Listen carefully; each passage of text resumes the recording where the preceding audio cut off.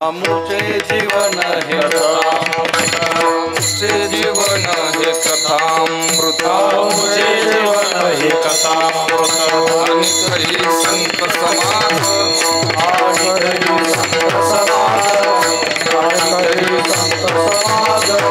सारू एक ठाई भोजन परवडी सारू एक ठाई भोजन परवडी सारू एक ठाई भोजन परवडी पदोपदी सादर से गोडी पदोपदी बहादुर से गोडी पदोपदी आली आढे कर येथे आनंदाचे आली आढे कर येथे आनंद आली आढे कर येथे आनंदाचे आली आढे कर येथे आनंद संतले वाचे प्रेम सुख संतले वाचे प्रेम सुख संतले वाचे प्रेम सुख विठ्ठले स्वरूप आलिया घुमरे विठ्ठले स्वरूप आलिया घुमरे विठ्ठले स्वरूप आलिया घुमरे विठ्ठले स्वरूप आलिया घुमरा सीते अंबरी नसमाई सीते अंबरी नसमाई सीते अंबरी नसमाई एक ठाई भोजन परवडी एक ठाई भोजन परवडी सारू एक ठाई भोजन परवडी सादर से गोडी पदोपदी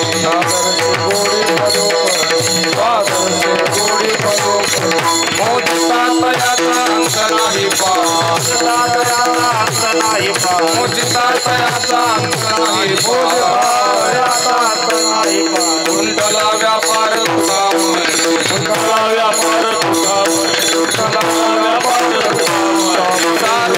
ठाई भोजन परवडी भोजन परवडी सारू एक ठाई भोजन परवडी भोजन परवडी से गोडी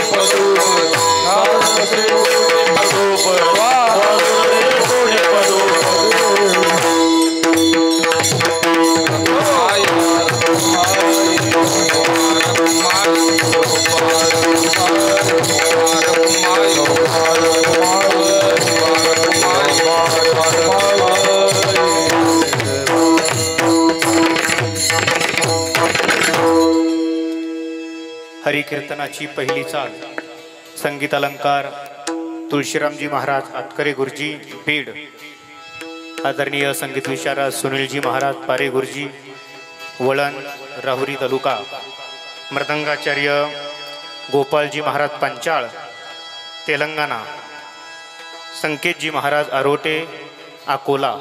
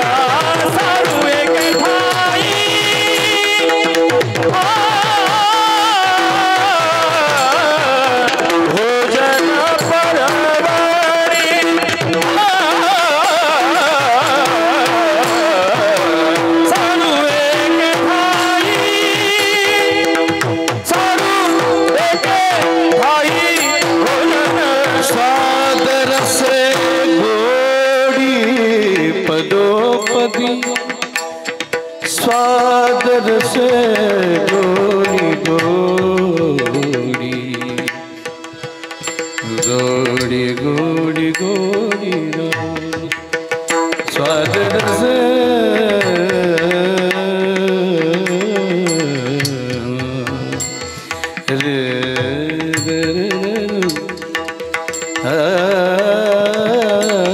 स्वाद रस गोरी पदो पदे पदो स्वाद रस स्वाद रस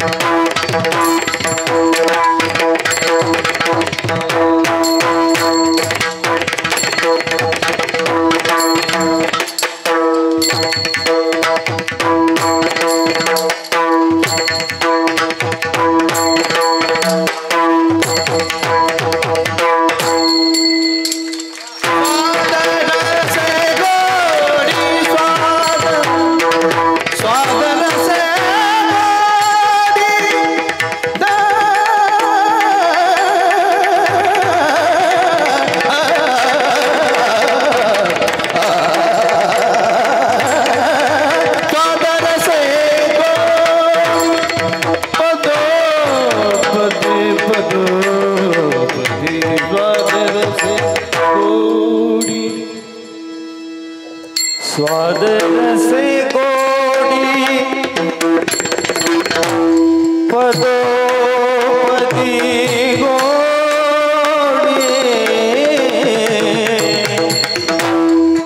स्वाद रस गोड़ी पदो पदी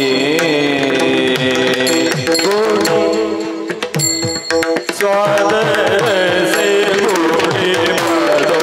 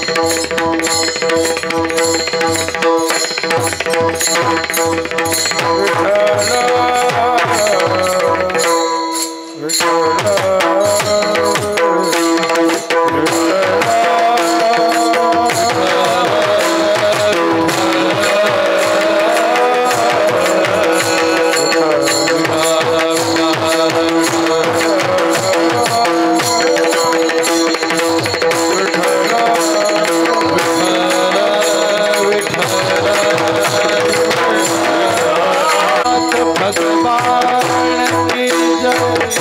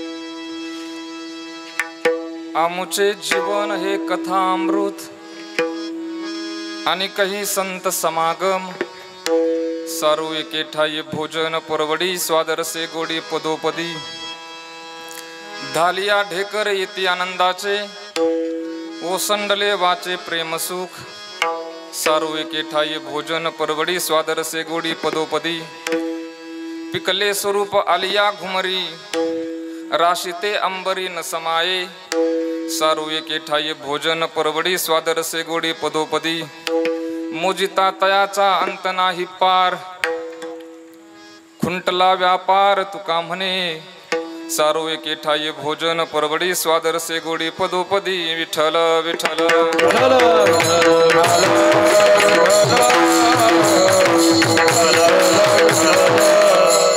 नमो पांडुरंगा दयाळा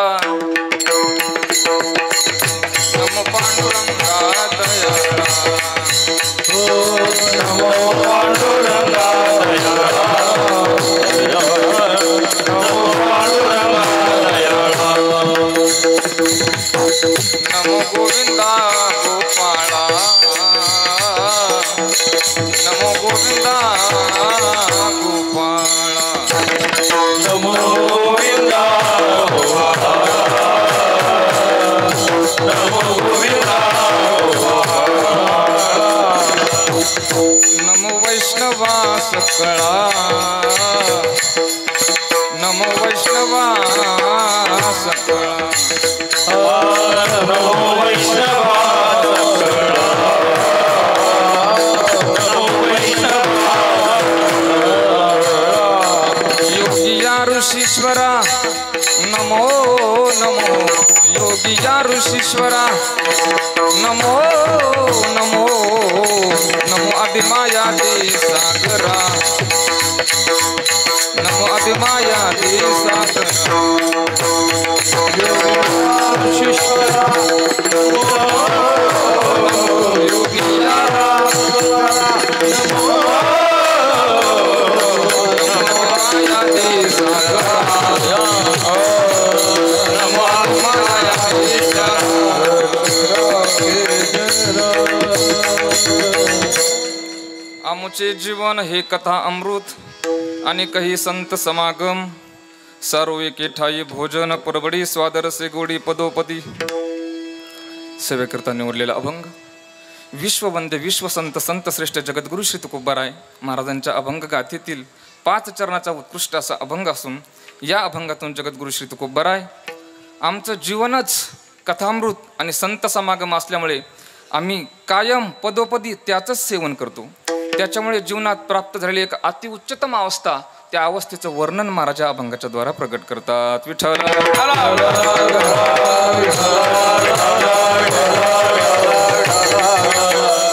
सेवेला सुरुवात करण्यापूर्वी थोडासा परिहार द्यायचा, तो म्हणजे असा प्रतिवर्षाप्रमाणे संपन्न होत असणारा हा अखंड हरिनाम सप्ताह याही वर्षी मोठ्या उत्साहात आनंदात स्वच्छ शांत पवित्र थंड गार अशा या वातावरणामध्ये संपन्न होतोय.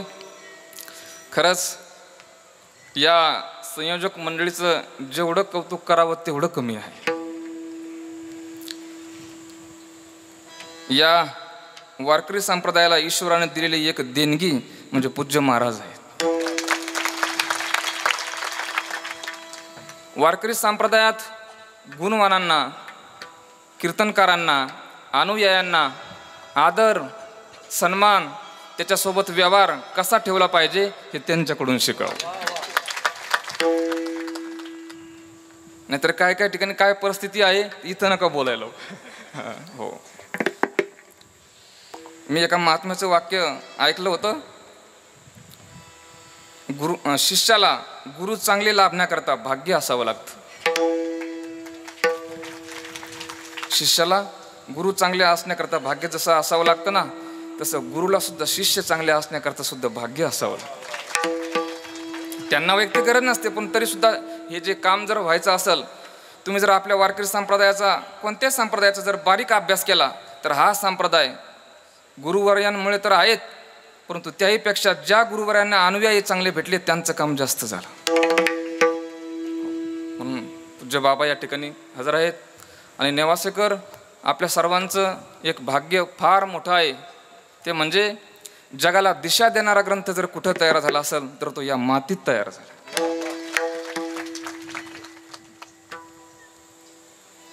मी एक सहज मला एक 4-2 दिवसापूर्वी भाव आठवला.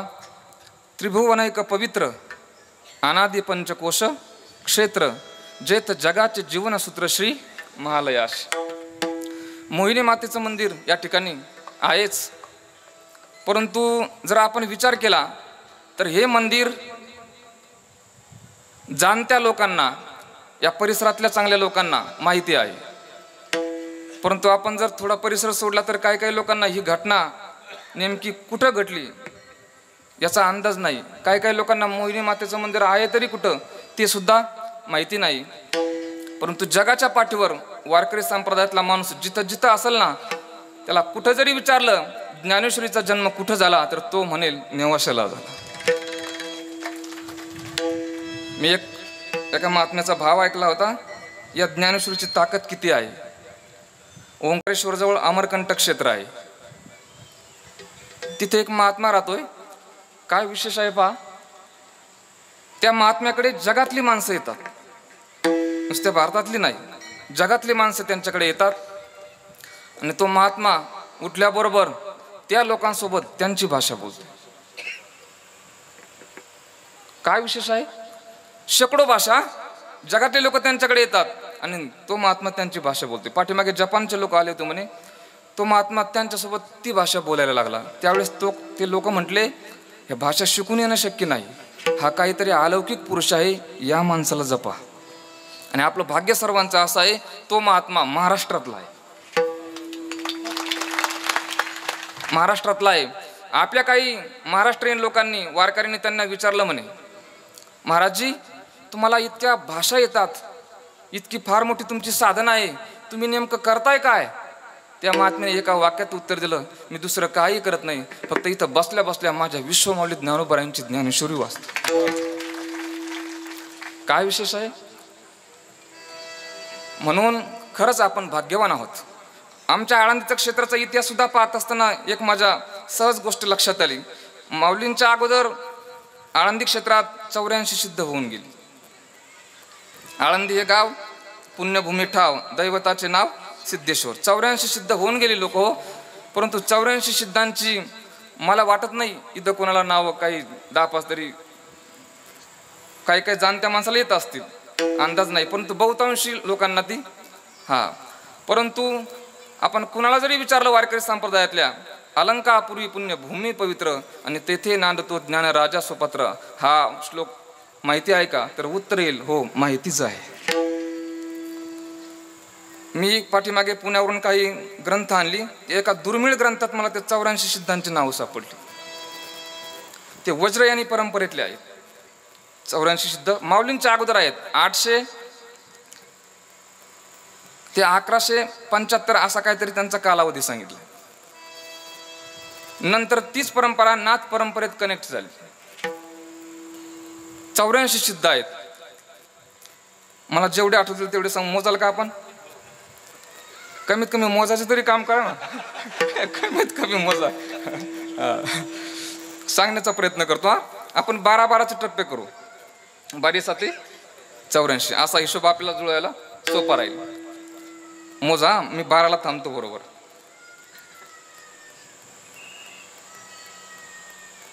लुईपा, लिलापा, विरूपा, डोंबिपा, शबरपा, सरहपा, कंकालिपा, मिनपा, गोरक्षपा, चौरंगीपा, विनापा, शांतिपा, तंतिपा, चमारिपा, खड्गपा, नागार्जुन, कन्हपा, कर्णरिपा, थगनपा, नारोपा, शालिपा, तिलोपा, छत्रपा, भद्रपा,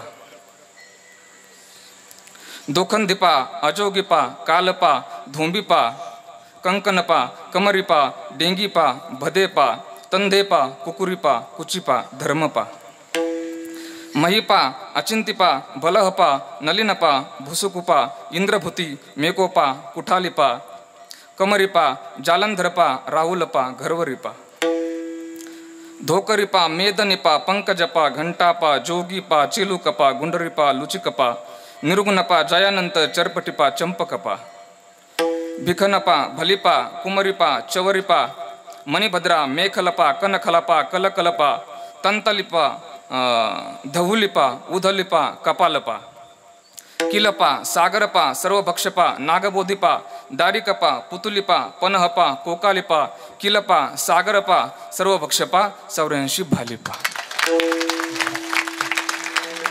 बरोबर झाली ना?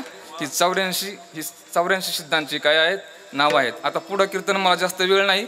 हेच कीर्तन झालं म्हणून तुमचं भाग्य समजून घ्या. आता पुढं आपल्याला किती विषय सांगता येईल हे सांगता येत नाही. परंतु असू द्या.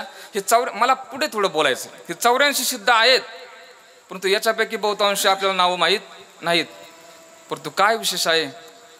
विश्वमाऊली ज्ञानोबरांचा पाय ज्या ज्या भूमीला लागला ना, त्या भूमीचं महत्त्व काही जागतिक लेवलला गेलं. चला, आपण सर्व भाग्यवान आहोत. तर या ठिकाणी सर्वच महाराज मंडळी या ठिकाणी हजर आहेत. सर्वच बाबांवरती प्रेम असणारी सर्वच गुणवान मंडळी आहेत. आत्ता बाबांनी सर्वांची नावं सांगितली, परिचय दिलाय. आता परिचयात जास्त वेळ न घालवता थोडक्यात या अभंगाचं चिंतन करू आणि थांबूया. विठ्ठल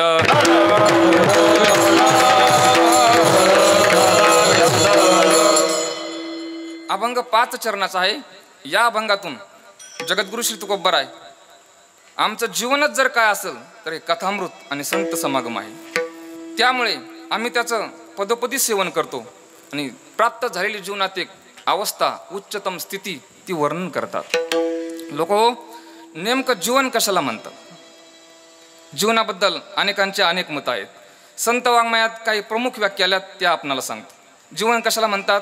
कधी कधी संतांनी आयुष्याला जीवन म्हटलंय, कधी कधी संतांनी आहाराला जीवन म्हटलंय आणि कधी कधी संतांनी आधाराला जीवन म्हटलंय. आयुष्याला जीवन कुठं म्हटलं? अल्प जीवन करी तुका म्हणे साधी हारी. आयुष्य थोडं आहे, लवकरात लवकर परमात्म्याची प्राप्ती करून घ्या आयुष्याला. किंवा क्या नाही बुजत लोका ले जावे जम मारत धक्का, क्या जीवन की पकरी आस हातो लिया नाही तेरा घास. इथं जीवन म्हटलंय. कशाला म्हटलंय? आयुष्याला. कारण तुकोबारांचाच हा अभंग आहे. महाराज म्हणतात या लोकांना कळत नाही, समजत नाही. ज्यावेळेस यांना यम धक्के मारून घेऊन जाईल ना त्यावेळेस यांना समजल. आपण हातात घेतलेला घास तो आत जाईल की नाही शक्यता नाही. आयुष्य संपलं म्हणजे यम येईल आणि आपणाला घेऊन जाईल. इथं आयुष्याला जीवन म्हटले. म्हणून आयुष्य चांगलं जगावं. एक साहित्यिक वाचत असताना त्यांनी खूप गोड सांगितलंय, जीवन जगत असताना जीवनामध्ये संबंध नाती चांगली जपा, त्याच्यात मजा आहे. आयुष्यातील बंध विणण्यात मजा आहे. जोडलेले सूर गाण्यात मजा आहे. तसं जन्माला आपण येताना एकटे जरी आलेलो असलो तर जाताना सर्वांचे होऊन जाण्यात मजा आहे. असं जीवन जगावं कबीरदास महाराज म्हणतात. कबीरा कहे पैदा होए जग हसे हम रोए, ऐसी करनी कर चलो हम हसे जग रोए. असं वागावं. एक श्री आपा ठाकूर नावाचे साहित्यिक आहेत.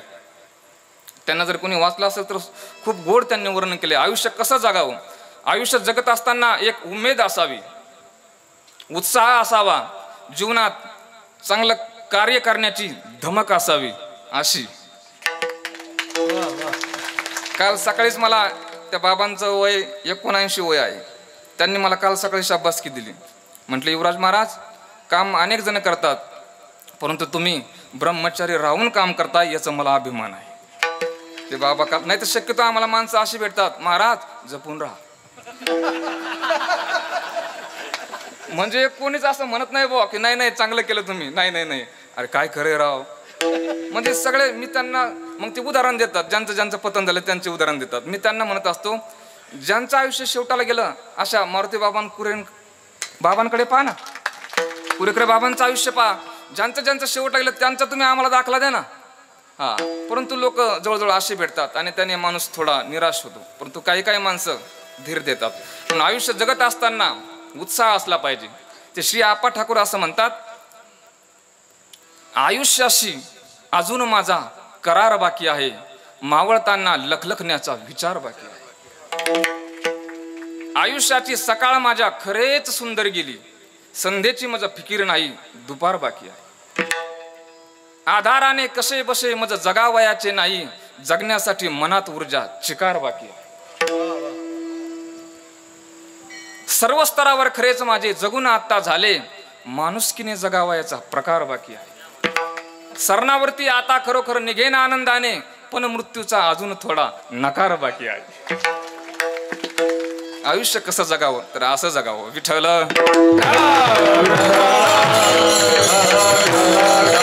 चला, आयुष्याला जीवन म्हटलंय, त्याच्यानंतर आहाराला जीवन म्हटलंय. जसं आयुष्य चांगलं जगावं ना तसं जीवन जगत असताना आहाराबद्दल थोडा ताळमेळ ठेवा. मुरारी बापूजीने एक वाक्य सांगितलं होतं, जर लोकांनी वाणीवरती ताबा ठेवला तर या देशातले म्हणण्यापेक्षा जगातले 2 कामं कायमची बंद करावी लागतील. कोणती? जर वाणीवरती ताबा ठेवला तर या जगातले कोर्ट बंद करावे लागतील, आणि या वाणीवर ताबा ठेवला तर या जगातले दवाखाने बंद करावे लागतील. डॉक्टर साहेब पुढे आहेत आमचे, पण त्यांचा वेगळा आहे. लोकांना बोलायचं कळत नाही म्हणून कोर्ट चालू आहेत, आणि लोकांना खायचं कळत नाही म्हणून. चला, वेळ वाढल. आहाराला जीवन म्हटले. आणि तिसरं, मला अभंगात प्रवेश करण्याकरता तुकोबारांनी गाथ्यात ज्ञानेश्वरी माऊलींनी जीवन शब्द जिथं जिथं आला ना बहुतांशी तो जीवन शब्द घेतलाय आधार म्हणून. आहाराला कुठं म्हटलंय? कोण नेणे अन्न जीवाचे जीवन आणि विष मिळवणं विषवय, इथं आहाराला म्हटलंय. किंवा नाथ महाराजांची भागवतात एक ओवी आली, एकासी अन्न आच्छादन, एकासी ते कोरडे कण, एका तृण आणि जीवन, एका पयप्पान यथोचित. आहाराला. आता आधाराला कुठं म्हटलंय? घरदार अवघी त्यजिली नारायणा आणि जीवीच्या जीवना पांडुरंगा. गण गोत मित्र तू माझे जीवन, अनन्य शरण तुझ्या पायी. आणखीन आधार कशाला म्हणतात ऐका, एक नाट मला म्हणू लागा. विठ्ठल आमुचे आगम निगमाचे स्थान, विठ्ठल सिद्धीचे साधन, विठ्ठल ध्यान विसावा, विठ्ठल कुळीचे दैवत, विठ्ठल वित्त गोत चित्त, विठ्ठल पुण्य आणि पुरुषार्थ आवडे मात विठ्ठलाचे, विठ्ठल विस्तारला जनी पाताळे भरोनी, विठ्ठल व्यापक त्रिभुवनी, विठ्ठल मुनी मानसी, विठ्ठल जीवीचा जिव्हाळा, विठ्ठल कृपेचा कोवळा, विठ्ठल प्रेमाचा पुतळा लावेला चाळा विश्व विठ्ठले. पुढे पा विठ्ठल बाप माय चुलता विठ्ठल भगिनी आणि भ्राता विठ्ठले विन चाड नाही गोता तुका म्हणे आता नाही दुसरे. विठ्ठल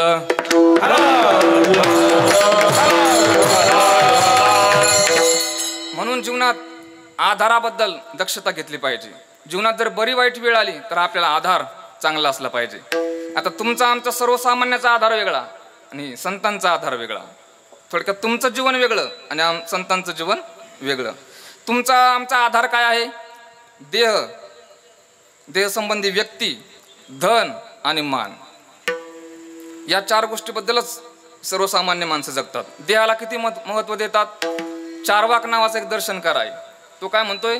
या मानवी जन्माला आल्यानंतर आयुष करा, मजा करा, काही प्या आणि काही खा. यावत जीवेत सुखम जीवेत ऋणम कृत्वा घृतम पिबेत भस्मीभूतस्य देहस्य पुनरागमनम कुतः. तो तर पुढे म्हणतोय मदिरा प्या, परंतु त्याचं ते ऐकलं नाही पाहिजे. एक वेरूळला भागवतानंदगिरीजी महाराज आहेत, त्यांच्या आश्रमात एक मी वाक्य वाचलं. दारू हा नरक आहे, तिच्यात नवसागराचा अर्क आहे, दारू पिणारा मूर्ख आहे असा माझा तर्क आहे. बाबा इथं कोणी असलं तर त्यांना सोडून बरं करे. पण माझा एक सर्वे असा मी काढलाय, ही जी माणसं असतात ना ती अंतकरणाने खूप चांगली असतात.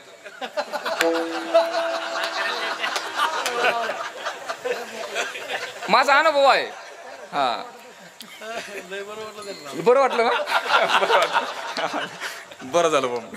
मी एकदा दादरवरून कीर्तन करून आलो आणि ट्रॅफिक असल्यामुळे गाडी नेली नव्हती. ट्रॅव्हल्सने आलो, 2-2:30 वाजता उतरलो पुण्यात, चांदणी चौकात उतरलो. म्हणलं आता आळंदीला जायचं कसं, गाड्या नाहीत. तेवढ्यात एक आल्यानंतर तुम्हाला तेवढ्या रात्री म्हणाला कुठे जायचं महाराज? मी त्याला म्हटलं आळंदीला जायचं. भाऊ बरं बरं बरं, भोसरीला सोडू का तुम्हाला?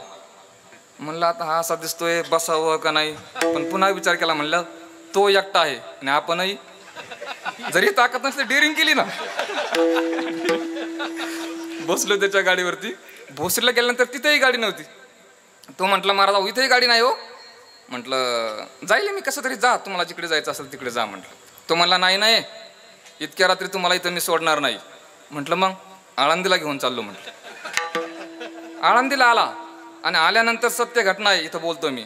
आल्यानंतर आमच्या धर्मशाळेसमोर घरासमोर गेट आहे, आत नाही आला. तो म्हटलं महाराज मला गडबड आहे. याला गडबड बिरत या गडबड आहे म्हणजे मला थांबायला वेळ नाही. आणि लोक हो तेवढ्या पाठे मला त्यांनी 500 रुपये दक्षिणा दिली आणि पुन्हा सांगितलं महाराज पुण्यात इथून पुढं कुठं जरी उतरले तर मला फोन करायचा.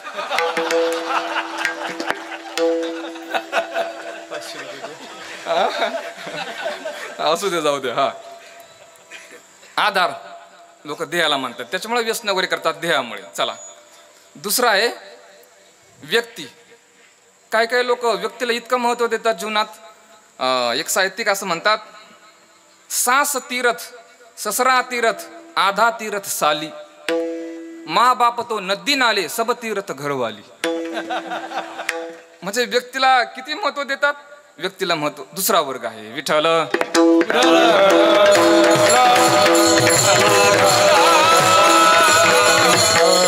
तिसरा वर्ग आहे महत्व देतोय धनाला. हा इतकं महत्व देतोय तुकोबाराय म्हणतात, तुका म्हणे झाली कोंबड्याची परी आणि पुढेची उकरी लाभणे. काय काय माणसं नुसतं धना कमवत राहतात. ते कोंबडा काय करतो? उकरत माग फेकत राहतो आणि खायला. हा तसे काही माणसं आहेत नुसतं धन कमवत राहतात. कमवू नका, त्याचा उपभोग घ्या. जुनी एक म्हण आहे वारकरी संप्रदायातली, विशेषतः धोत्राला गाठी आणि बँकेत कोटी. असे काही माणसं विठ्ठल विठ्ठल.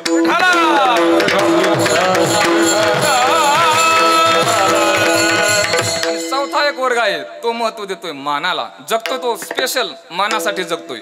अहो एका अशा माणसाने, आता आठवलं म्हणून सांगतो, आमचे महाराज आहेत, त्यांनी फोन नव्हते कुणाकडे, त्यांच्याकडे फोन होता. बरं आता खोटं बोलण्याची काही सीमा असते ना, त्यांच्याकडेच फोन होता, आमच्याकडे तरी कुणाकडे फोन नव्हता. मग ते काय करायचे, कुणाचा फोन जरी नाही आला खिशातून काढायचे, लोकात बसल्यावर हॅलो, काय काळजी ना करू, बरोबर टायमाला आहे तुम्ही.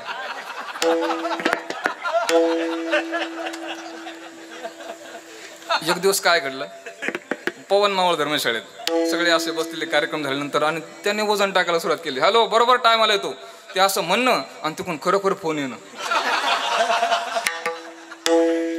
म्हणलं तुम्ही असं का करता बरं महाराज? ते म्हण नाही नाही वजन पडतं ना. म्हणजे एक वर्ग आहे तो स्पेशल माना करता जगतोय. एका भजन ठेवलं होतं,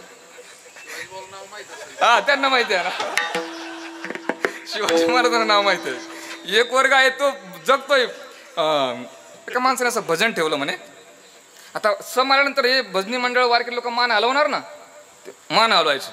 तू उभा राहिला, म्हणलं याद राखा मान कोणी हलवायची नाही. हे म्हणलं काय झालं? तो म्हणता भजन कोणी ठेवलं? लोक म्हणले तुम्ही. मग मान सुद्धा मीच हलवणार. म्हणजे काय काय लोक काय काय करतील. 4 गोष्टीत अडकलेले आहेत. देह, स्त्री घ्या, व्यक्ती घ्या, काही घ्या, धन आणि मान. परंतु संत या गोष्टीत अडकलेले नाहीत. संत देहाबद्दल मत आहे संतांचं. तुकोबाराय म्हणतात, नामदेव महाराज म्हणतात, देह जावो अथवा राहो पांडुरंगी दृढ भाव. तुकोबारायांचा एक अभंग आहे, आम्ही तरी आस झालो टाकोनी उदास, आता कोण भय धरी पुढे मरणाचे हरी, भलते ठाई पडो आणि देह तुरंगी चढो. देहाला महत्व नाही. मोतीराम महाराज फळा संस्थान, त्यांच्या पायाला लोक जखम झालेली होती. तर जुनी लोक सांगतात, रोज सकाळी ते उठल्यानंतर पट्टी सोडायचे, एक साखरेचा दाणा घ्यायचे म्हणे, त्या जखमेत टाकायचे आणि पुन्हा पट्टी बांधून घ्यायची. देहावरती फारसं लक्ष नाही, व्यक्तीवरती नाही. तुकोबारांचा एक अभंग आहे, बाप मेला न कळता नव्हती संसाराची चिंता, विठो तुझे माझे राज्य नाही दुसऱ्याचे काज. तिसरं चरण, बाईल मेली मुक्त झाली देवे माया सोडविली, पोर मेले बरे झाले देवे माये विरहित केले, माता मेली मज देखता आणि तुका म्हणे हरली चिंता. विठ्ठल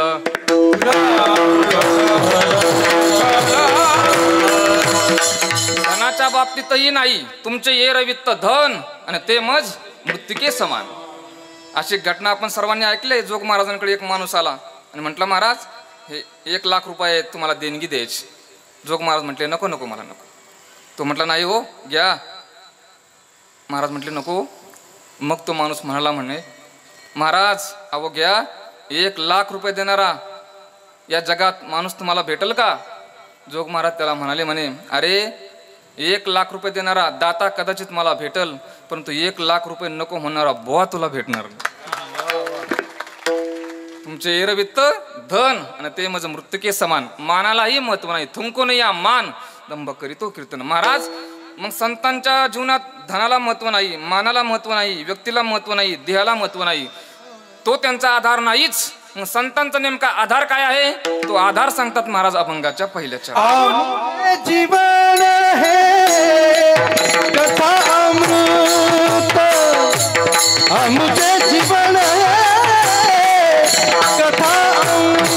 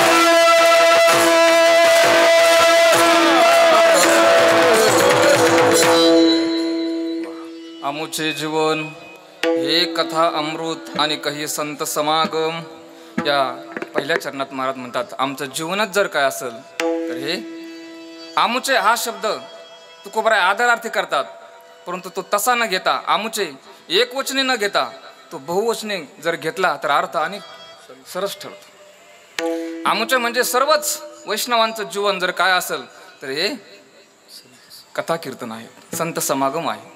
ऐका, कथा आणि कीर्तन एकच।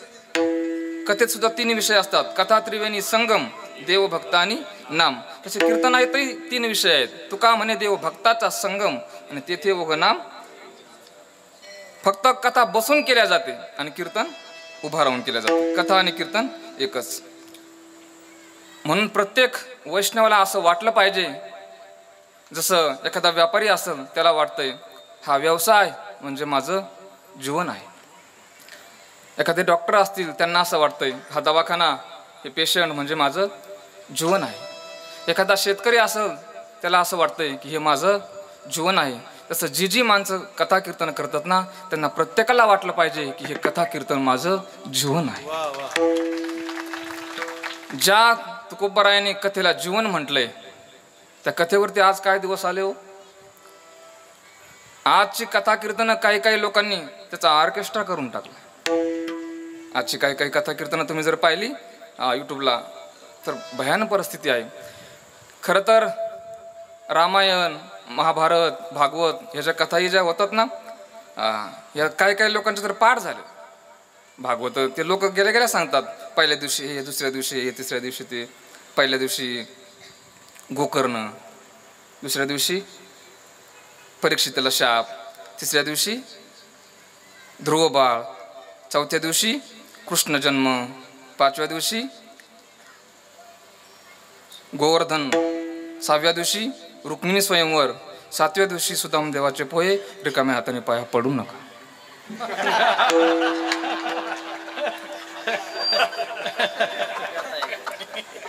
आहे की नाही? पडू नका म्हणजे झाली कथा ही। नाही, कथा म्हणजे काय मी बोललो, 3 विषय असतात त्याला कथा म्हणतात। कथा कोणी करावी? भागवतात विषय आलाय। विरक्तो वैष्णवो विप्रो वेदशास्त्र विशुद्धीकृत दृष्टांत कुशलो धीरो वक्ता कार्येति निस्पृह। कोणी ऐकावी? विश्वासो गुरुवाक्येषु स्वस्मिन् दीनत्व भावना मनोदोष जयश्चैव कथायाम निश्चला मती। कशी करावी? सगुण चरित्रे परम पवित्रे सादर वर्णावी, सज्जन वृंदे मनोभावे आधी वंदावे, संत संगे अंतरंगे नाम बोलावे, कीर्तन रंगे देवा सन्निध सुखे डोलावे, भक्ती ज्ञाना विरहित इतरा गोष्टी न कराव्या, प्रेम भरे वैराग्याच्या युक्ती उराव्या, जेणेकरून मूर्ती ठसावी अंतरी श्रीहरीची, ऐसी कीर्तन मर्यादा आहे संतांच्या घरची, आदवय भजने अखंड स्मरणे वाजवी कर टाळी, एका जनार्दनी मुक्त होय तात्काळी। ऐकावी कशी? आता तुमची ही झाली आमची जबाबदारी। तुमची काय जबाबदारी आहे? ऐकावी कशी ऐका। कथाकाळीची मर्यादा सांगतो ते भावे वंदा, प्रीतीने गोविंदा हेचे एक आवडे, टाळ वाद्य गीत नृत्य अंतःकरण प्रेम भरीत, वानिता तो कीर्त तद भावने लेखावा, नये आळसे मुडू अंग कथे कानवडे, हेळनेचा रंग दाविल तो चांडाळ, तोंडी विडा माने ताठा, थोरपण घाली गेठा, चित्तनेदी नाम पाठा, गोष्टी लावितो चांडाळ, कथे इच्छिमान दावनिया थोरपण, रजा संकोचून लुगडी सावरितो चांडाळ, आपण पैसे बाजेवरी सामान्य हरीच्या दासादरी, तरी तो मुळावरी वाहिजेल निश्चय, येता न करी नमस्कार कर जोडून या नम्र, न म्हणता थोर अनेका खेटितो चांडाळ, तुका विनवी जना कथे नानावे अवगुणा, करा नारायणा ऋणी समर्पक भावे। अशी कथा ऐका। जर अशी कथा ऐकली तर मग उद्धार आहे। जर अशी नाही ऐकली आणि नाही केली तर मग तुकोबराय म्हणतात जो हे दुष्य हरीची कथा आणि त्याशी क्षय रोग व्यथा। आता काही करणारी माणसं जुन्या लोकांना मानत नाहीत, परंतु असू द्या, त्यांचं पुण्य आहे सध्याला, असू द्या। कबीरदास महाराज म्हणतात नका ऐकू जुन्या लोकांचं, परंतु एक लक्षात ठेवा, जर तुम्ही या कथा कीर्तनाला दूषण लावत असाल ना तर एक ना एक दिवस तुमच्यावर पश्चातापाची वेळ आल्याशिवाय राहणार नाही। महाराज म्हणतात दूषणाचे काही प्रकार महाराजांनी सांगितले. जर तुम्ही दूषण लावतच गेले तर तुम्हाला क्षयरोग होणार. नामदेव महाराज तर म्हणतात, नामा म्हणे आयशे होत जे रे कोणी, ते नर नयनी पाहू नये. ऐकू तर नाहीच, परंतु डोळ्याने सुद्धा त्यांना पाहू नये. जे लोक दूषण लावतात ती लोक. विठ्ठल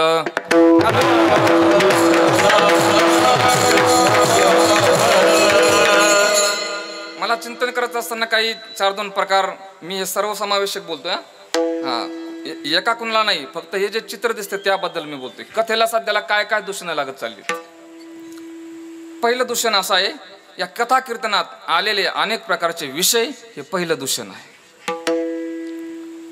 दुसरं दूषण आहे, माफ करा सर्वसमावेशक आहे, काही सगळ्यांनी नाही, काही गायक वादकांनी केलेलं अतिक्रमण. या कथा कीर्तनात खरं तर किती वाजवावं किती गावं सध्याला हा महत्वाचा विषय झाला. भीमसेन जोशींचे जर तुम्ही जुने अभंग ऐकले तर त्याला फक्त ठेका आहे, क्वचित डायरेक्ट धातीन धडा लावलेला आहे. परंतु हे अभंग आपण जर पंढरपूरला गेलो आणि हे अभंग जर नाही ऐकले तर आपल्याला वाटत नाही की आपण पंढरपूरला आलो म्हणून. इतकी ताकद आहे कथेच्या साथी. मी माझे गुरुजी ते वारले आत्ता, त्यांच्याकडे मी ज्यावेळेस क्लासला जात होतो ना मुंबईला मस्जिद बंदरला, तर तिथे एका स्टुडिओला लता मंगेशकरजी, सुरेश वाळकरजी हे रेकॉर्डिंग करता यायचे, स्पेशल यायचे. मी त्यांच्यासोबत एक वेळेस गेलो होतो, तर त्यावेळेस तिथं आरतीची एक धून तिला संगीत द्यायचं होतं, वाद्य द्यायचं होतं. ही लोक काहीच वाजवून देत नाहीत, तर धिन्ना धिंदनक त्याने लावला होता. परंतु त्या जो नियोजक होता प्रमुख, त्याने सांगितलं बुवा असं नाही जमणार, जुळत नाहीये, काही वाजवू नका. म्हटले मग तुम्ही एक काम करा, म्हणले मी सांगतो ते वाजा. काय ते घंट्या वगैरे वाजतात ना, मग तुम्ही एक काम करा म्हणले, धिन्ना धिन धिनांग तिट्टे करता ग धिन, दिनचा आवाज. म्हणजे तो घंट्याचा आणि दिनचा आवाज काय होतो, मिक्स होतो. म्हणजे किती बारकावा आहे. हे संत वाङ्मय जर लोकांपर्यंत जावं वाटत असेल तर या साथीदारावर फार मोठी जबाबदारी आहे. दुसरं एक आणखीन बोलतो, आळंदीत आत्ता कार्यक्रम झाला किशोरजी व्यास त्यांचा. का गुणवानांनी या वक्त्याकडे इतकं आषाढभूत नजरेने पाहिलं पाहिजे की या वक्त्याला समाजाकडे पाहायची गरजच पडली नाही पाहिजे. तुमच्याकडे पाहूनच कीर्तन झालं पाहिजे. राजेंद्रदास महाराज त्यांचे जे कलाकार आहेत ना, जर त्यांनी एखादा गोड भाव सांगितला की ते रडतात. हो, मी 4-5 दिवस साथ केली आता आळंदीतल्या कार्यक्रमात, तर माझ्या जवळ होते ना ते रडत होते. काय कथेवर भावना आहे, इतकी भावना असली पाहिजे. हा, आपला मोबाईल, आपलं हे जे काही साधन आहेत, 2 तास आपण या कथेत रंगून गेलं पाहिजे. चला, तिसरं दूषण मला जाणवलेलं आहे, गावागावात तयार झालेले मूर्ख कार्यकर्ते.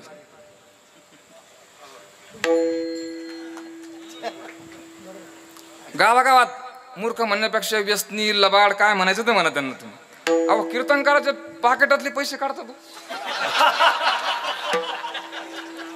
नाही, खरं आहे. हा, कुठेतरी गावाला असा अनुभव आलाय. हा, नंतर ते लोक म्हणतात महाराज आम्ही गाव असं आहे, असं केलं बरं का. आता काही जाणते माणसं, जाणते लोक नाही बोलत, ते म्हणतात ठीक आहे कशाला बोलायचं. आता महाराजांच्या समोर सांगतो मी, महाराजांनीच मला 2-4 वेळा सांगितलं, मी काहीच बोललो नाही कोणाला. परंतु असे काही लोक आहेत. चला, अतिशय महत्वाचं 4थं दूषण आहे मला जाणवलेलं, काही संस्थानावरती असलेल्या अनाधिकारी, अशिक्षित, जातीवादी, प्रांतवादी, आचार विचार भ्रष्ट काही लोक आहेत. मी हे अभ्यासपूर्वक बोलतोय. यांच्यामुळे काय झालं, या कथेला इतकं दूषण आलं. अहो, चांगल्या गुणवानाला काही परिसरात बोलत नाहीत, ते म्हणतात नाही तो आमचा पाहुणा नाही. लोक खरं सांगा, या 8 दिवसात या आपल्या सप्ताहात किती गुणवान येऊन गेले. जर तुम्हाला जागतिक लेवलला काम करायचं असेल तर हेच तुम्हाला सगळं सोडून द्यावं लागेल. पाठीमागे आत्ता बाबांनी नाव घेतलं आर्ट ऑफ लिव्हिंग. 1-1.5 महिन्यापूर्वी मी त्या ठिकाणी गेलो होतो ना कीर्तनाकरता. 5-25 हजार समाज असेल, परंतु अंदाज नाही कोणकोणत्या देशातला आहे. प्रांत तर सोडूनच द्या, कोणकोणत्या देशातला आहे हेही माहिती नाही. परंतु त्या महात्म्या संग ते इतके कनेक्ट आहेत. ते म्हणतात आम्हाला मानू नका, मानायचं असेल तर फक्त आमच्या गुरुजींना माना. आपण मोठ्या लोकांवर फार ही जबाबदारी आहे. हा, आणि शेवटचं दूषण मला असं वाटतंय, अनेक आहेत, थांबतो मी आता. शेवटचं दूषण मला जाणवलेलं सांगतो. काही काही वक्ते कथा कीर्तनावर श्रद्धा न ठेवता कथा कीर्तन करणारी आणि फक्त व्यावसायिक दृष्टिकोन असणारी अशी काही लोक आहेत, फक्त आणि फक्त. परंतु जाऊ द्या. अहो काही काही खेड्यापाड्यात लोक फोन करतात ना त्यांना, महाराज आमच्या गावात तारीख आहे हो, येताल का? डायरेक्ट म्हणतात आहेत का 50,000? ते लोक म्हणतात नाही हो बाबा, आमचं 10-5 घराचं गाव आहे. मग 10-5 घराने आमच्या कशाला नादी लागाव? हा, मला 1-1.5 महिन्यापूर्वी पांडुरंग महाराज घुले बाबा भेटले होते. 1-1.5 तास माझ्यासोबत ते बोलत होते. म्हणले युवराज महाराज 66 ते 96 30 वर्ष पायी, गाडीने, एसटीने, सायकलवर जसं जमल तसा प्रवास केला आणि 30 वर्ष कीर्तने केली आणि नंतर गाडी आली म्हटले. आणि एखाद्या लोकांनी जर 100 रुपये दिले आणि 10 रुपये जर तिकिटाला लागले तर ते म्हणायचे मी 90 रुपये वापस द्यायचो. काय जुन्या लोकांनी त्या केलेलाच आहे ना हो. हा, कितीतरी लोकांनी केला आहे. आज जर म्हटलं ना, जर पाहिलं कमी असले, 500 कमी आहेत. आमचे एक महाराज म्हणायचे ठेवलं तो ह्या बापाने.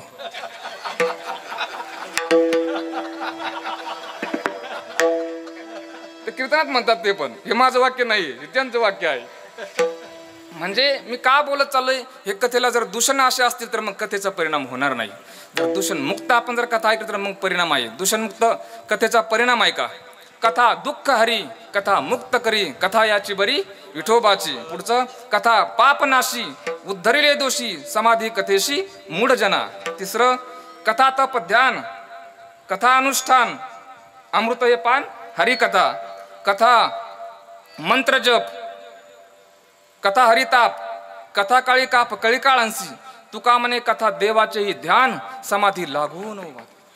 हरी कथेची आवडी देवा, हरी कथेची आवडी देवा, हरी कथेची आवडी देवा, हरी कथेची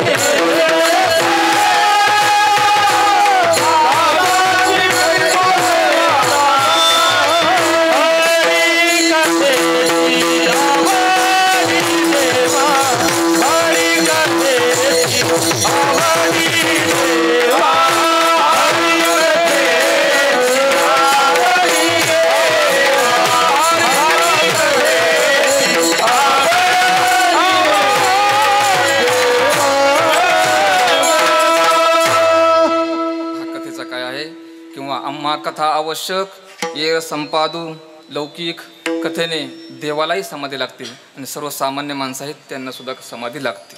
लुब्धली नादी लागली समाधी, लुब्धली नादी लागली समाधी, लुब्धली नादी लागली समाधी, लुब्धली नादी लागली समाधी. जन नर नारी लोकारे, जन नर नारी लोकारे, जन नर नारी लोकारे.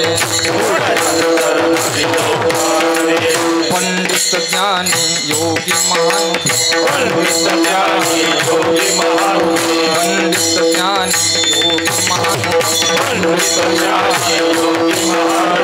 एकची सिद्ध साधकारे, एकची सिद्ध साधकारे, एकची सिद्ध साधकारे, सिद्ध साधकारे.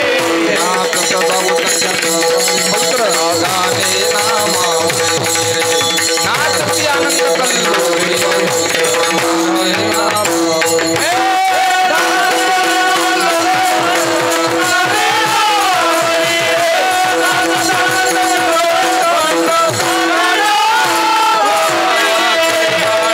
घातली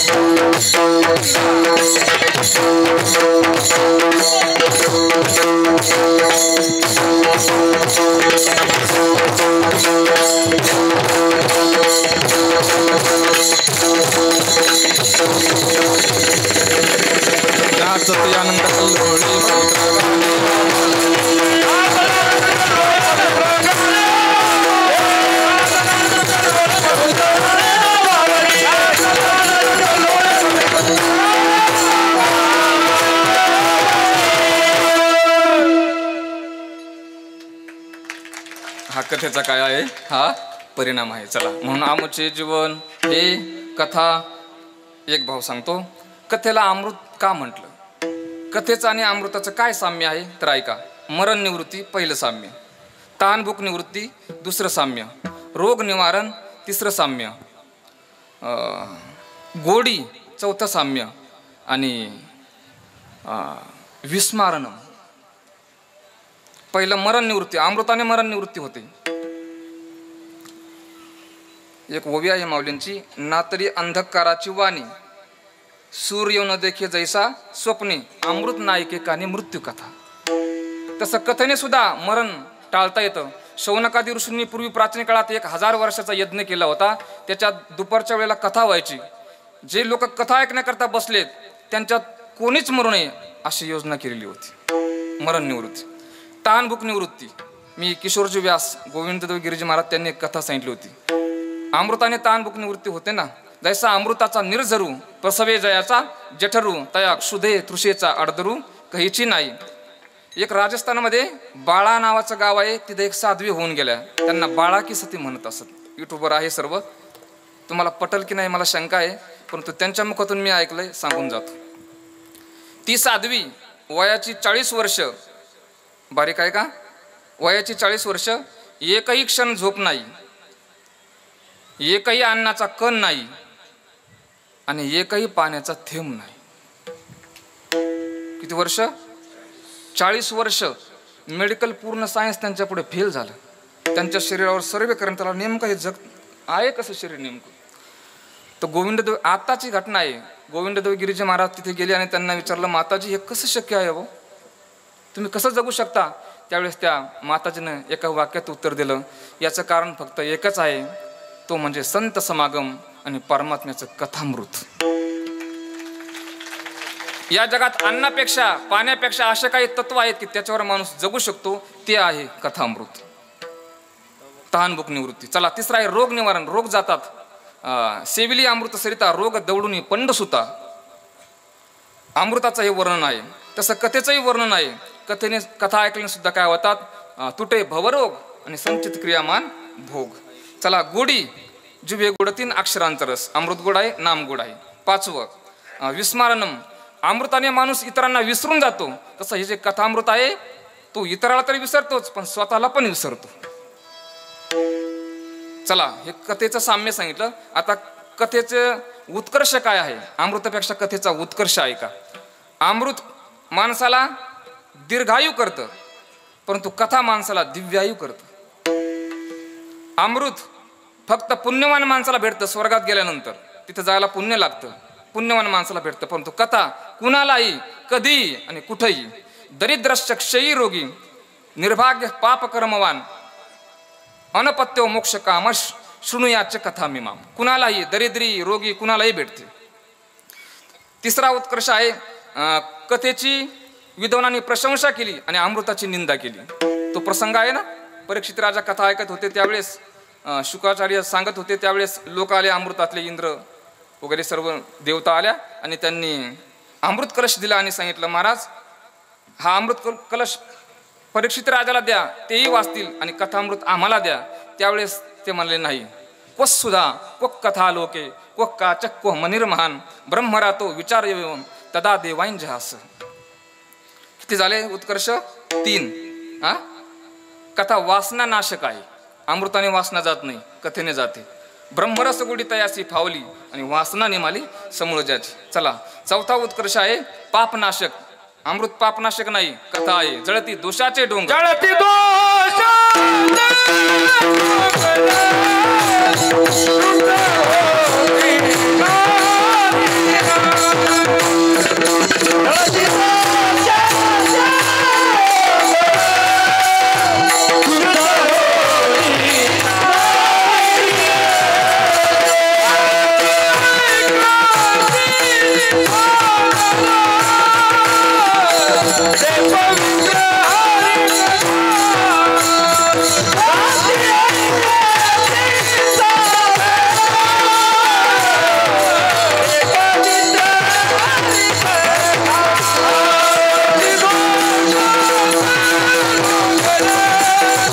Super!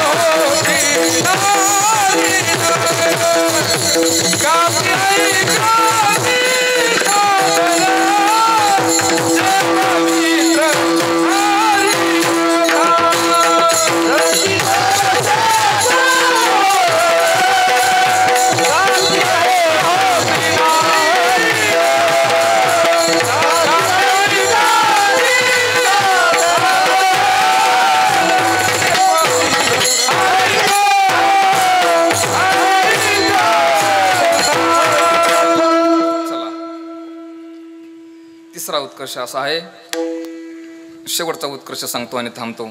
माणूस कथेने शांत होतो, अमृताने मादक होतो. भागवतात 6 विशेष सांगितलेत. तव कथामृतम तप्त जीवनम कवी बिरीडितम कल्मषापहम श्रवण मंगलम श्रीमदाततम भुवि गृह्णन्ति ते भूरिदाचना. 6 विशेष आहेत, पाहून घ्या. शेवटचा भाव सांगतो. कथा हेच खरं अमृत आहे, बाकीचे अमृत नाहीत. कशावरून? अमृताची 5 ठिकाणं सांगितलीत. कुठं कुठं अमृत आहे कवी लोकांनी. अब्धौ विधौ वधुमुखे फणिनाम निवासे स्वर्गे सुधा वसति वै विबुधा. अब्धौ समुद्रात अमृत आहे म्हणून निघालं. विधौ चंद्रात अमृत आहे. वधुमुखे शृंगारिक लोकांनी वर्णन केलंय, स्त्रीच्या मुखात ओठात अमृत आहे. नागाच्या फणीत कथा आहे, वाचून घ्या, अमृत आहे. आणि स्वर्गात अमृत आहे. परंतु दुसऱ्या कवीने प्रतिवाद केला, म्हणजे तिथे अमृत नाहीच.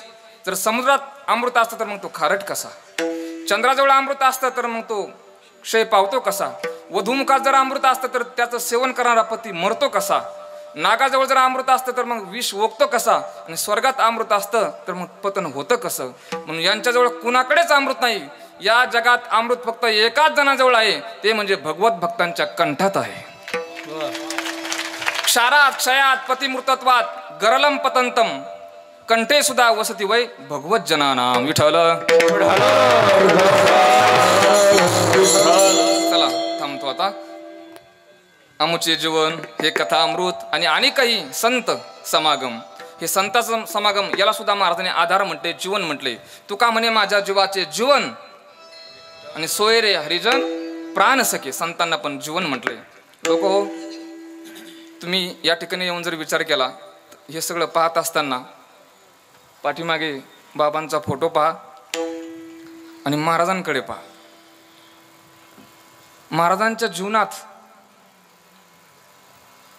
नारायणगिरी महाराज सोडून मी जेवढं पाहिले दुसरं काही नाही.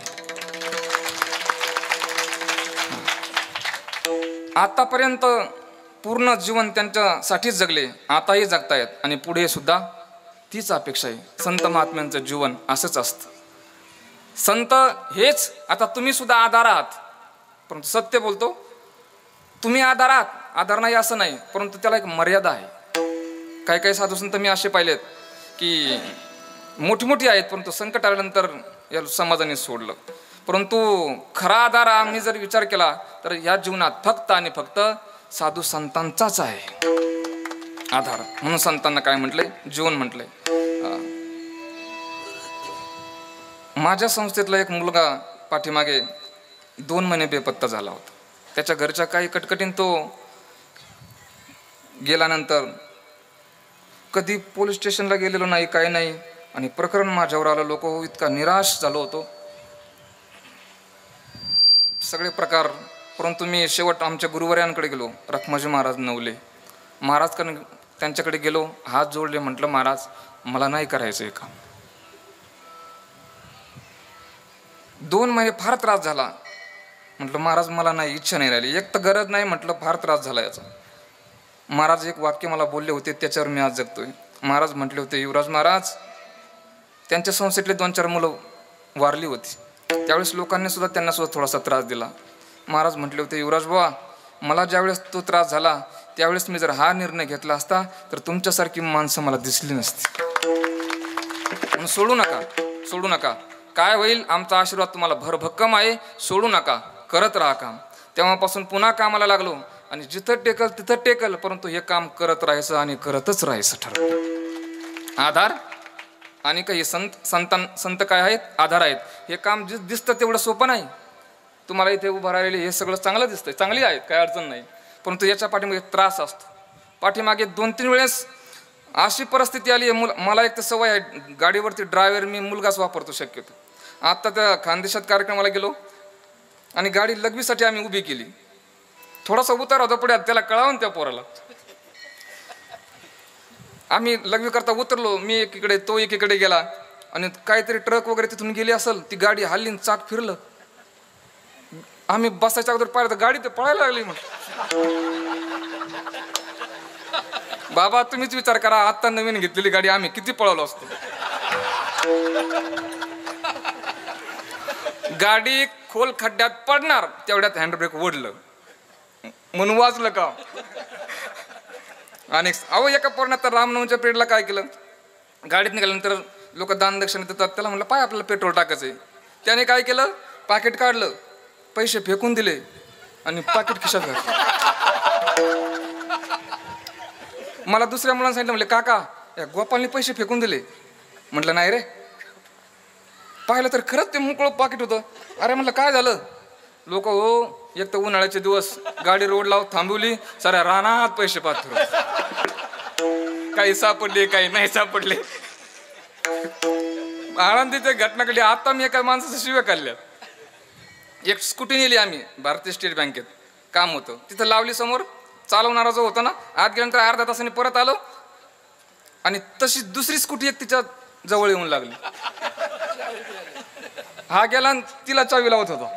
आता मला माहिती नाही दुसऱ्याची आणल्यामुळे चावीला ती चावी काही येत नव्हती. तेवढ्यात महाराजाला फोन केला, त्या म्हणलं पांडुरंग महाराजांची कदम, म्हणलं महाराज चावी येत नाही हो. ते हुशार माणूस आहे, ते म्हणजे युवराज बा तुम्हाला कळतं का काही. म्हणलं काय झालं, जाताना आणि येताना काय झालं. म्हणलं अहो पण येत नाही हो. नाही नाही तिची चावी आहे म्हणे. बरं म्हणलं येत नाही. ते म्हणलं एक काम करा, तोडा म्हणे मग लॉक. मग फिटर होता त्याला जवळ आणलं, तो हातोडीच घेऊन आला आणि ज्याची स्कूटी होती का तो पाहत होता असं. आणि एक तर आळंदीत आम्हाला लोक काही चुकलं तर म्हणतात हे जुगडे काही कामाचे नाही. तो आला म्हटला ए अरे काय करता. म्हणलं लॉक तोडते चावी येत नाही. अरे तुमचे काय डोके फिरले का म्हणे, ती माझी आहे. म्हणलं तुमची ना आमची कुठे गेली. अरे ती तिकडे तुमची म्हणे हे सोपं काम नाही एवढं सांभाळणं. परंतु ऐका, याच्यात दुःख जेवढं आहे ना त्याच्यापेक्षा 100% आनंद आहे. आनंद आहे. चला आमुचे जीवन हे कथा अमृत आणि काही संत समागम सारू एके ठाई भोजन परवडी स्वादरसे गोडी पदोपदी विठोबा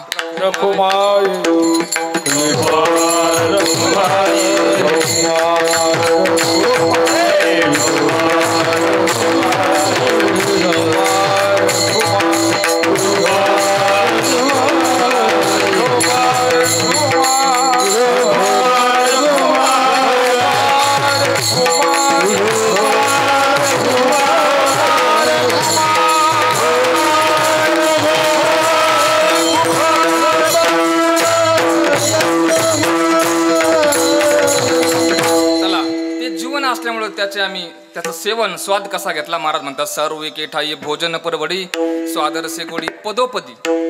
आता एक जरी असलं अन्न एक असलं तर त्याचे प्रकार काही काही माता माऊल्या सुगरण असतात, अनेक करतात, परंतु चव वेगवेगळी असते. परंतु काही माता माऊल्यांचा स्वयंपाक असा आहे, आमच्या मराठवाड्यात एक म्हण आहे, त्यांच्याकडे काही द्या गाठ्याळ पिठलं आणि पिठाळ भाकर. गाठ्याळ पिठलं आणि पिठाळ भाकर आणि ते बोंडा असतात. भजे नाही, भजे वेगळे आणि बोंड वेगळे. भजे जर खाल्ले तर सहज खाता येतात, पण ते बोंडे असं दाबावे लागतात तरी फुटत नाही ते. परंतु आम्ही हरिकथा परवडी भोजन विस्तार करुणी प्रकार सेवा रुची. आता कसं सेवन करतात 10-5 ओव्या सांगतो. सर्व इंद्रियांनी सर्व काळ आणि सर्व ठिकाणी सेवन करायचं, याला म्हणायचं करुणी प्रकार सेवरुची. ऐका, मारुतीरायांनी सेवन केलं. बरं जाऊ त्याकडे नाही सांगत, वेळ झाला जरा. विठ्ठल विठ्ठल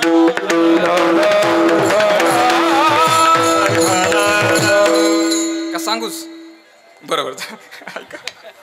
ऐका सेवन प्रत्येक इंद्रियाने कसं केलं. ऐका, मने वचने कर्मस्थिती राखिता झाला रघुपती श्रुती अवधान द्यावे चित्ती कथा संगती सांगेन सर्व इंद्रियाचे ओव्या. ऐका, मने कवळून या ध्याना मोकलून जाणे रघुनंदना संकल्प विकल्प गमना गमन रघुनंदना सरिषेची बुद्धी निश्चय जाण सावधान रघुनंदन राखिते झाले अनुदिन अनुसंधान अखंड. निजाभिमानी कपिपती रामो हमस्वी निजवृत्ती धरून राहिला रघुपती अहोराते सावध अंतःकरण व्यापक पाही राम सखे सर्वांठाई बालाग्र मात्र सवडी नाही राखण पाही हनुमंत अंतरी ऐसा हनुमंत क्षणोक्षणा सांभाळित बाह्यव्रत अवधारा दृष्टीविषयी रघुनंदन दृश्य मात्री भरला जाण राखिते झाले अनुदिन अनुसंधान अखंड श्रवणद्वारे शब्दविषय अर्थावबोधे रामराव राखितसे महाबाहू भक्तराव हनुमंत घ्राणद्वारे गंधावबोध श्रीराम परम करंद श्वासोच्छ्वासी परमानंद अगाध बोध कपिचा रसनारसे विषय स्थिती गोळीये माझे रघुपती राम मारुती न विसंबे चरणांचे गमनागमन आचरणेचे रामजान पाहुलई न पडे शून्य रघुनंदना वाचुनी हस्ताची क्रियाशक्ती क्रिया मात्र रघुपती घेता देता अर्थ जाते राम मारुती न विसंबे त्वचा लिंगिता स्पर्शी उडवणी शून्यत्वाकाशी मिठी घालून श्रीरामासी चिदाकासे राखीत लिंगाची स्वानंदरती लोक हो आपल्या हाताने ऐकणं ठीक आहे पायाने ऐकणे ठीक आहे मारुतीरायांचे गुद आणि शिष्ण पण राममय झाले होते लिंगाची स्वानंदरती तव ऊर्ध्वरेता मारुती अखंडानंद रघुपती सहज स्थिती राखीत गुदाचा स्वभाव अक्षर क्षरी अक्षर रघुवीर उडवून क्षराक्षर राम कपिंद्र राखत सर्व इंद्रियाच्या ओव्या आहेत म्हणून सारो एके ठाई भोजन परवडी स्वादरसे गोडी पदोपदी धालिया ढेकर येते आनंदाचे हा परिणाम आहे ओसंडले वाचे प्रेमसुख बोलण्याचे अनेक प्रकार आहेत समजावून घ्या काही काही माणसं वरून आतही विष आणि बाहेरही विष दुष्ट माणूस भूमी कापे त्यांच्या भारे कुंभ पाकाची शरीरे बोले निष्ठुर उतरे पापदृष्टी मळीन चित्त एक वर्ग आहे आत विष बोलतोय गोड धूर्त मधुतिष्ठते जिव्हाग्रे हृदय तू हलाहलम एक वर्ग तोंडाने कडू आत गोड आई आणि एक वर्ग असा या जगात आतही गोड आणि बाहेरही गोड त्यांना संत म्हणतात चला पिक पिकले घुमरी हा आलिया चौथं चरण विठ्ठल विठ्ठल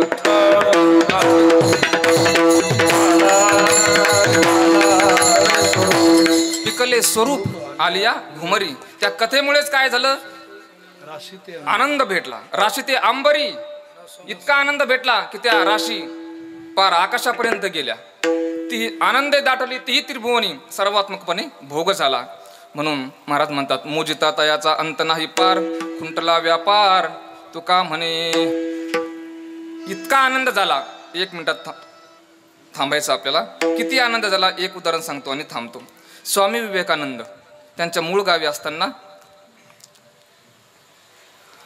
त्यांना शिक्षणाची आवड आणि बुद्धिवादाकडे आकर्षित झाले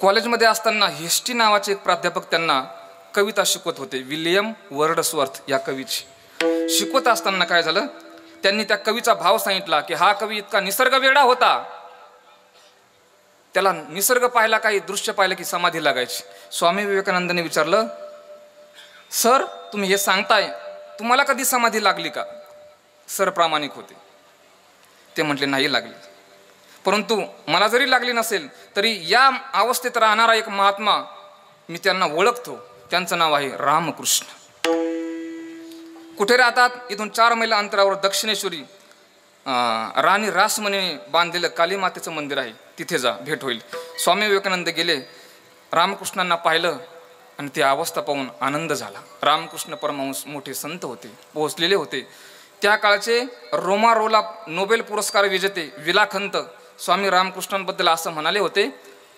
त्यावेळेसचं वाक्य आहे या 30 कोटी भारतीयांची 2000 वर्षाची परमार्थिक साधना ज्या कुंडीत सामावली ना ती कुंडी म्हणजे रामकृष्ण परमहंस आहेत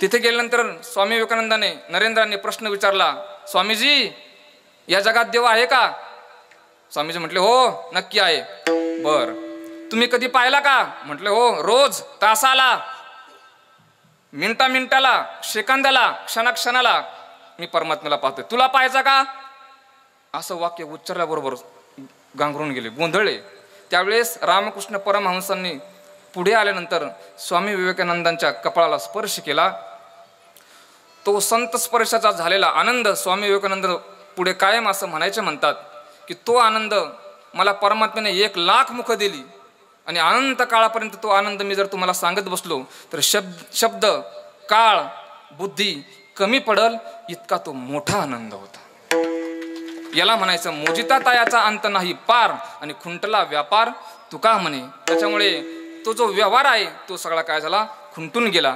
सारू एके ठाई भोजन परवडी स्वादर से गोडी पदोपदी ज्ञानेश्वर माऊली नारायण माऊली ज्ञानेश्वर माऊली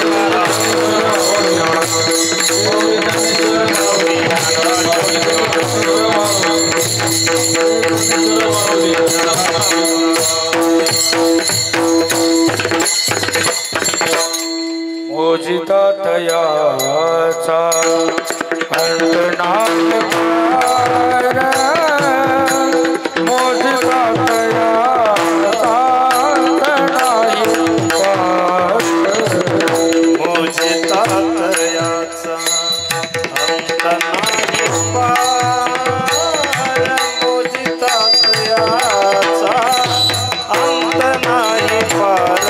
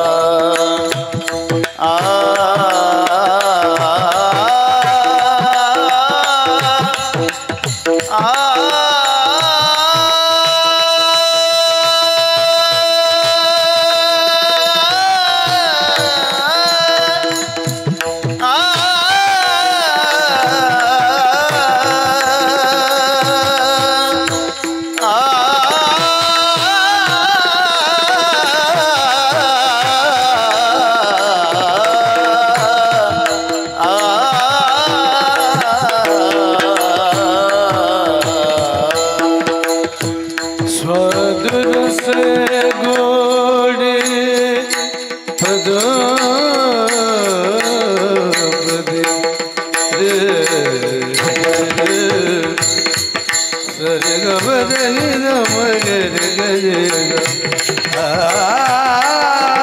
पदोपदी स्वादुर से स्वादुर से गोडी पदो रे रे रे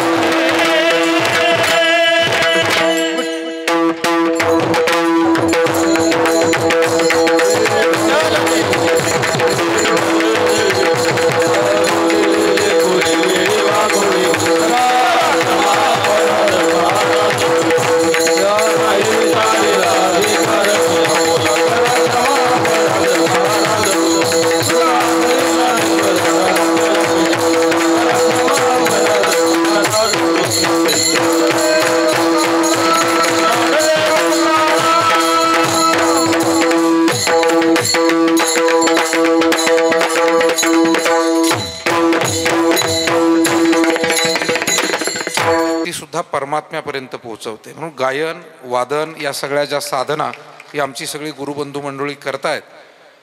इतर जी वाद्य आहेत ती कदाचित कला म्हणून आपल्याला आनंद देतील, पण ही जी सगळी सेवा आहे आम्ही सगळी ही जी मंडळी आपली करतायत ही परमात्म्यापर्यंत घेऊन जाणारी साधना आहे.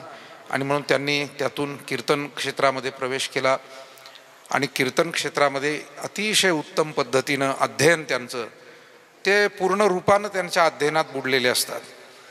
म्हणून मलाही आता ते ठाऊक झालेलं आहे. आम्ही आमच्या व्यापात असतो, कधी कधी ते 2-2 दिवस इथे मुक्कामी असतात. तुम्हाला आश्चर्य वाटेल, आमचं 2 मिनिटाचंही बोलणं इथे होत नाही. मी त्यांना त्यांच्या विश्वात रमू देतो आणि आमच्या पाठीमागे तर धावपळ लागलेली असते प्रत्येक मिनिटाला.